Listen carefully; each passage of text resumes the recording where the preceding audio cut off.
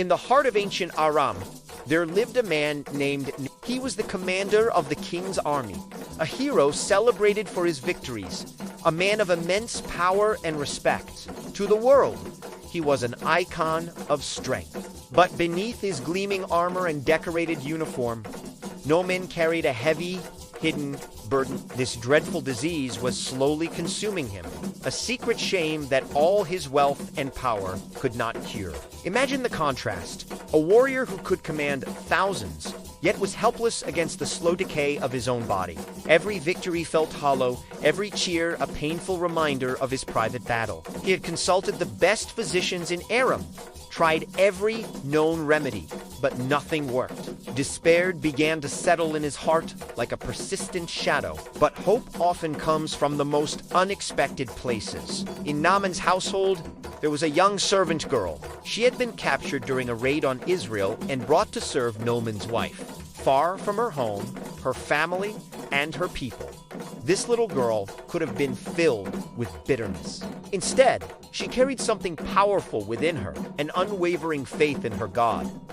Seeing her master's suffering and the distress of his wife, her heart was moved with compassion. One day, with a courage that defied her age and status, she spoke up. "If only my master would go and see the prophet who is in Samaria," she told her mistress. "He would cure him of his leprosy."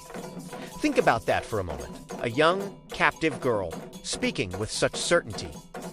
She wasn't suggesting a possibility. She was declaring a fact. Her faith was so simple, so pure.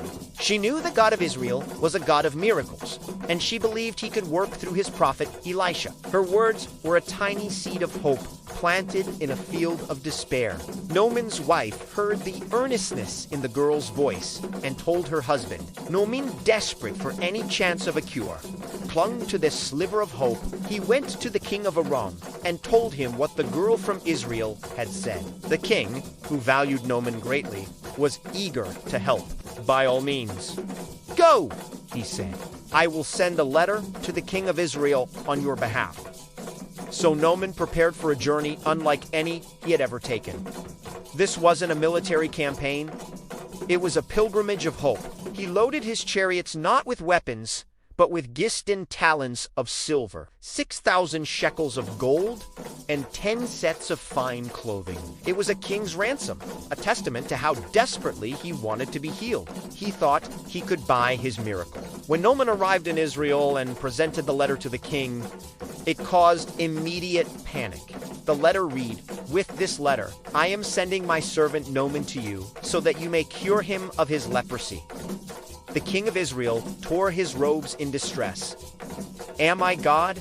he cried out. "Can I kill and bring back to life? Why does this man send someone to me to be cured of leprosy? He's trying to pick a fight with me." Word of the king's panic reached the prophet Elisha. Elisha, a man grounded in the power of God, was calm. He sent a message to the king. "Why have you torn your robes?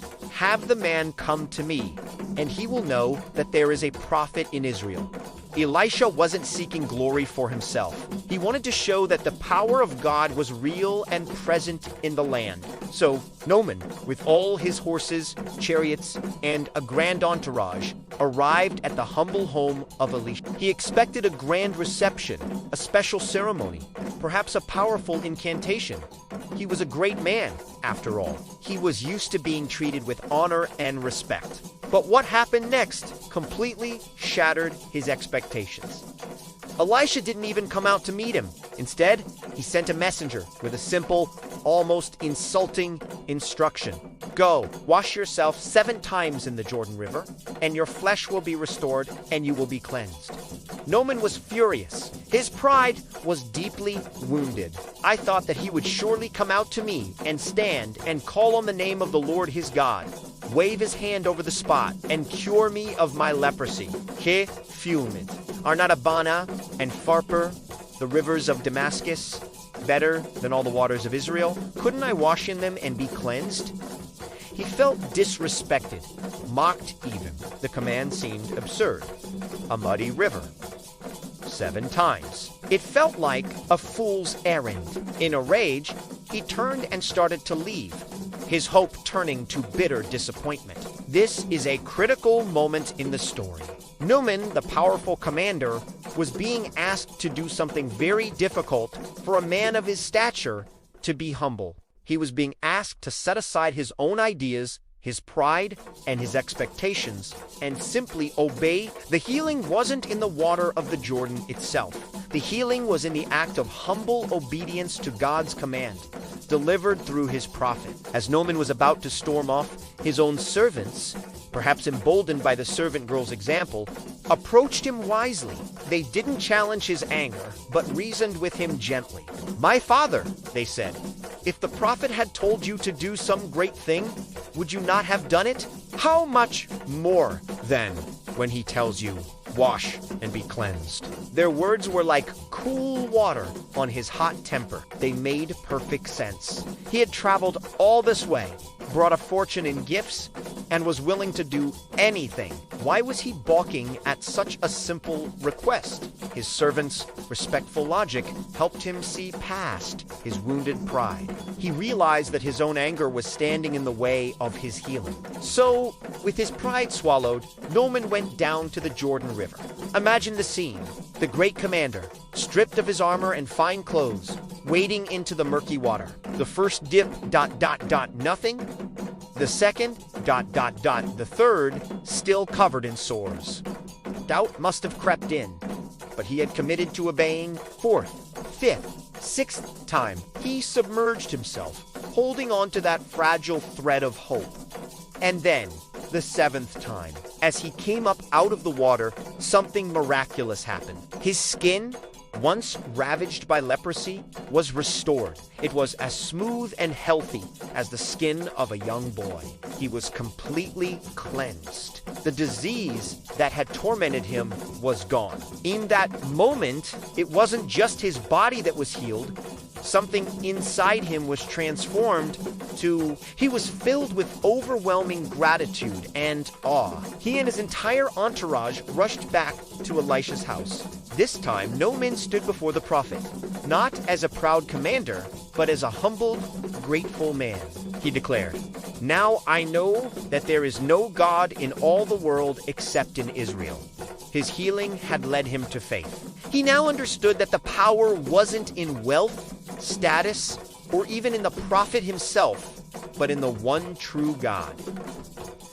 Naaman then tried to offer Elisha the vast treasures he had brought. He wanted to pay for his miracle, but Elisha refused. "As surely as the Lord lives, whom I serve, I will not accept a thing," he said.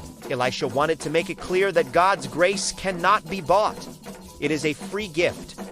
Naaman's transformation was complete. He went from a proud warrior, trusting in his own strength, to a humble believer, trusting in God. He asked for some of the earth from Israel to take back with him so he could build an altar and worship the Lord in his own land. He left not just healed, but reborn in faith. This incredible story all started with one small voice. A young servant girl with no power or status chose compassion over bitterness and faith over fear. Her simple, courageous words set in motion a chain of events that healed a powerful man, revealed God's power to 2 nations, and taught a timeless lesson. It shows us that God can use anyone, no matter how small or insignificant they may seem in the world's eyes. You don't need to be powerful or important to make a difference. All you need is a heart full of faith and the courage to speak it. It also reminds us that true healing often requires humility. Sometimes, the biggest obstacle to our breakthrough is our own pride. Like Naaman, we have to be willing to let go of our own ideas and simply trust and obey. Thank you so much for joining me to explore this powerful story of faith, humility, and healing. If this message inspired you, please give this video a thumbs up and consider subscribing to our channel for more encouraging content. We'd love to have you as part of our community. Until next time, stay blessed.